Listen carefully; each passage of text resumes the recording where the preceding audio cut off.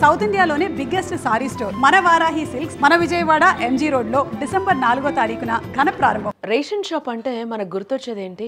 కేవలం బియ్యం, పంచదార, కందిపప్పు అంతే కదా. కానీ ఇప్పుడు ఏపీలో సరుకుల సంఖ్య పెరుగుతూ ఉంది. ఏపీలో రేషన్ షాపుల రూపురేఖలు మారిపోతున్నాయి. అవి ఇకపై కేవలం షాపులు కాదు, విలేజ్ మాల్స్. పేదవాడికి తక్కువ ధరకే సరుకులు అందించేందుకు ప్రభుత్వం ఒక భారీ ప్రణాళికతో రచిస్తూ ఉంది.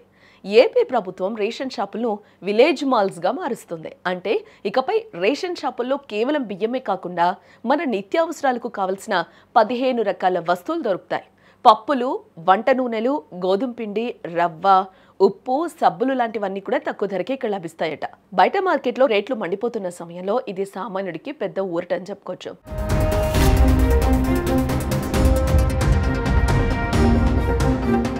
మరో మంచి విషయం ఏంటంటే ఆరోగ్యానికి ఎంతో మేలు చేసి చిరుధాన్యాలు కూడా ఇకపై రేషన్లో అందబోతున్నాయి. రాగులు, జొన్నలు, కొర్రలు బియ్యంతో పాటు దశల వారీగా ఇవ్వనున్నారు.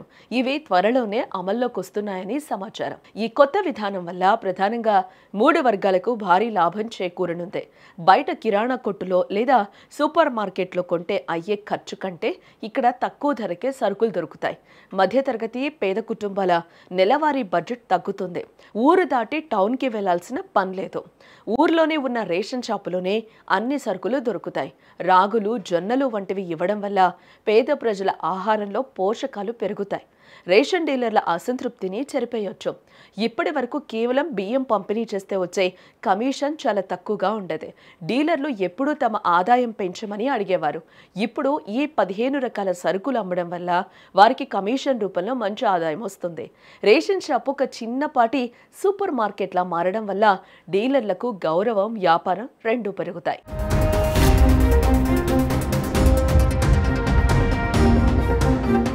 రైతులకు కూడా మేలు జరగనుంది.